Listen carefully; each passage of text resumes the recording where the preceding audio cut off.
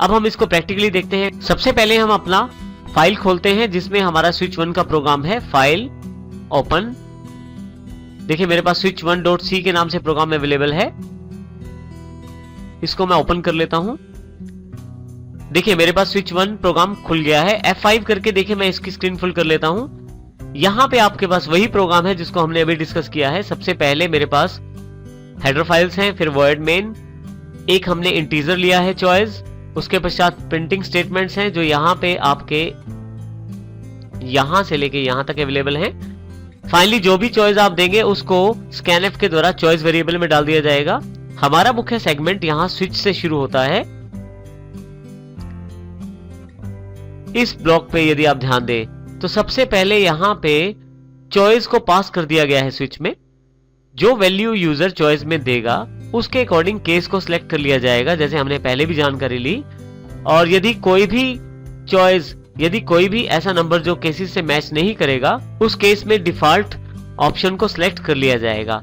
और यहाँ नीचे की तरफ फाइनली हम गेट ch लगाकर अपना प्रोग्राम क्लोज कर देते हैं, void main क्लोज कर देते हैं। अब हम इसको रन करके देखते हैं कंट्रोल F9 से। देखिए आपके पास सबसे पहले आपके पास प्रिंटिंग मैसेजेस जो थे वो अवेलेबल हो गए हैं, जिसपे press 1 for withdrawal, press 2 for deposit, 3 for balance enquiry, 4 for mini statement. यहाँ सबसे इंपॉर्टेंट बात यह है कि हमने इन मैसेजेस को पहले डिस्प्ले करवाया है ताकि यूजर को यह पता लग जाए कि उसे क्या एंटर करना है और वो किस ऑप्शन के लिए एंटर कर रहा है। मान लीजिए हम 1 एंटर कर देता हूं और एंटर प्रेस कर देता हूं तो देखिए यहाँ पे now you can withdrawal your money. इसका अर्थ यह है कि जब मैंने 1 चॉइस में एंटर किया, चॉइस वेरिएबल ने डिटेक्ट किया, स्विच ने उस चॉइस वेरिएबल के अकॉर्डिंग आपको फर्स्ट केस सिलेक्ट करके दे दिया। अब देखिए यहाँ पे now you can withdrawal your money जो आउटपुट है ये केस 1 का है। इसको मैं एंटर कर देता हूँ दोबारा, फिर से कंट्रोल F9 करता हूँ। मान लीजिए 4 एंटर करता हूँ यहाँ पे मैं, फिर से एंटर प्रेस कर देता हूँ। अब की बार देखिए 4th ऑप्शन अर्थात 4th केस सिलेक्ट किया गया है, फिर से एंटर। मैं फिर से कंट्रोल F9 करता हूँ। अब की बार मैं इनमें से कोई भी ऑप्शन नहीं लेता, मैं 5 एंटर कर देता हूँ। रॉन्ग ऑप्शन का मैसेज अवेलेबल हो गया है। इस प्रकार हम स्विच का प्रयोग कर सकते हैं जब हमारे पास काफी सारी चॉइसेस अवेलेबल हो, उन सभी चॉइसेस को केसेस में कन्वर्ट करके। अब हम यहाँ स्विच 2.c को देखते हैं, एक और एग्जांपल देखते हैं स्विच का। यदि आप यहाँ ध्यान दें तो हमारे पास देखिए यहाँ पे फिर से 2 हेडर फाइल्स इंक्लूड की गई हैं। void main ब्लॉक को ओपन कर दिया गया है। यहाँ हमने इंटीजर चॉइस के स्थान पे कैरेक्टर चॉइस लिया है, अर्थात अब की बार हम चॉइस में कैरेक्टर स्टोर करना चाहते हैं। कुछ मैसेजेस यहाँ डिस्प्ले करवाए गए हैं पहले, जैसे पिछले प्रोग्राम में थे योर ऑप्शंस।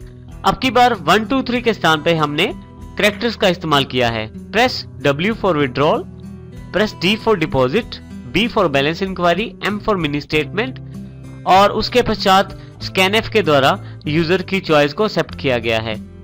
अब हम इस तरफ स्विच वाले मेन सेक्शन में देखते हैं, सब कुछ सेम है, सिर्फ एक चीज का फर्क है, जो केसेस हैं वहां 1 2 3 के स्थान पर W, D, B और M का प्रयोग किया गया है। जब यूजर चॉइस को एंटर करेगा उसके अकॉर्डिंग स्विच उसे डिटेक्ट करेगा और उस चॉइस के अकॉर्डिंग उस पर्टिकुलर केस को एग्जीक्यूट करेगा। यदि इनमें से कोई भी ऑप्शन नहीं मिल पाती स्विच को तो फिर डिफॉल्ट ऑप्शन को एग्जीक्यूट किया जाएगा जिसमें प्रिंटिंग स्टेटमेंट है रॉन्ग ऑप्शन। अब हम इस प्रोग्राम को रन करके देखते हैं। इसके लिए सबसे पहले फाइल, ओपन, हमारे पास स्विच 2.c है, हमारे पास ओपन कर लेते हैं हम इसे और F5 से फुल स्क्रीन कर लेता हूं यहाँ पे मैं। यदि आप यहाँ देखें तो फिर से वही प्रोग्राम हमारे पास उपलब्ध है, जिसमें यहाँ यदि आप ध्यान दें W, D, B और M इन कैरेक्टर्स की चॉइस अवेलेबल करवाई गई है। और इसके लिए क्योंकि हमें कैरेक्टर स्टोर करना है, हमने एक चॉइस वेरिएबल लिया है जो कैरेक्टर डेटा टाइप का है, उसको हम स्विच ब्लॉक को असाइन करते हैं। और यहाँ पे फाइनली हमारा ये मेन सेगमेंट है, जिसमें यदि आप ध्यान से देखें तो सबसे पहला केस है W, दूसरा केस D है, तीसरा केस B है, 4th केस, चौथा केस M है। यहाँ ये ध्यान रखिएगा क्योंकि कैरेक्टर है तो इसलिए हमने सिंगल कोट एक पहले और सिंगल कोट बाद में प्रयोग किया है, उसके पश्चात डबल कॉलन का यूज किया है और हर केस के बाद हमने ब्रेक का प्रयोग किया है। अब हम इसको रन करके देखते हैं कंट्रोल F9 के द्वारा। देखिए आपके पास पहले मैसेजेस अवेलेबल हो गए हैं, W for withdrawal, D for deposit, B for balance enquiry, M for mini statement. यहाँ पे मैं W प्रेस कर देता हूँ और एंटर कर देता हूँ। देखिए हमारा विड्रॉल ऑप्शन सिलेक्ट हो गया है। फिर से कंट्रोल F9, अब की बार मैं M प्रेस कर देता हूं। देखिए मिनी स्टेटमेंट वाला मैसेज प्रिंट हो गया है। और अब की बार लास्ट टाइम फिर से मैं एग्जीक्यूट करता हूं और अब की बार कुछ और ऑप्शन दे देता हूं जो हमारे ऑप्शंस में अवेलेबल नहीं है। अब की बार मैं यहाँ पे अलग कैरेक्टर दे देता हूं जो हमारे ऑप्शंस में नहीं है। यहाँ एंटर प्रेस कर देता हूं। देखिए डिफॉल्ट ऑप्शन सिलेक्ट हो गया है जो कि रॉन्ग ऑप्शन को प्रिंट करवा रहा है। इस प्रकार हम स्विच का प्रयोग कैरेक्टर्स के साथ भी कर सकते हैं। अब हम यहाँ स्विच के एक और एग्जांपल को देखते हैं जिसमें switch3.c हमारी फाइल का नाम है। हम यहाँ पे एक से अधिक कैरेक्टर्स के आधार पे अपनी चॉइस का चुनाव करना चाहते हैं। देखिए प्रोग्राम बिल्कुल सेम है, लेकिन हमने यहाँ पे दो ऑप्शन दे दिए हैं यूजर को, चाहे वो स्मॉल लेटर में W प्रेस करे या वो कैपिटल लेटर में W प्रेस करे, दोनों स्थितियों में उसकी चॉइस सिलेक्ट हो जाएगी। और इसी तरह छोटे d और बड़े d के लिए, छोटे b और बड़े b के लिए, छोटे m और बड़े m के लिए भी हमने यहाँ पे प्रिंटिंग मैसेज दे दिया है। वेरिएबल हमारे पास चॉइस ही है जिसको हमने स्विच में पास किया है। यहाँ केसेस में थोड़ा सा भिन्न है। इस सेगमेंट को देखें आप, यहाँ पे यदि केस W हो, अर्थात यदि केस स्मॉल w हो तो भी, और यदि केस कैपिटल W हो तो भी।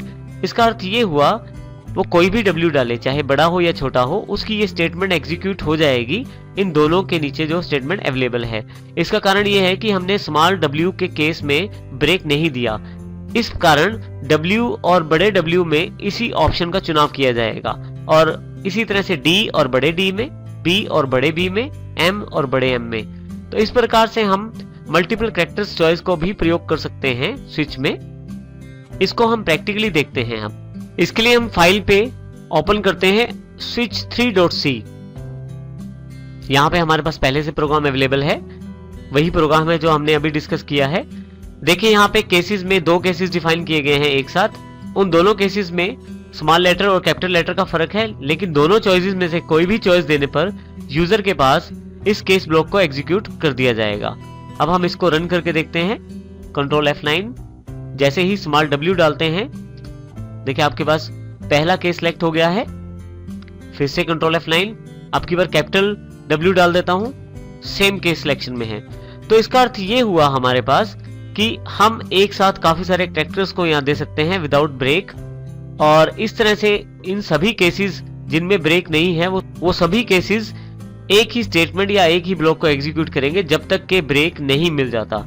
इस प्रकार से हम स्विच का प्रयोग कर सकते हैं मल्टीपल कैरेक्टर्स की चॉइस के साथ।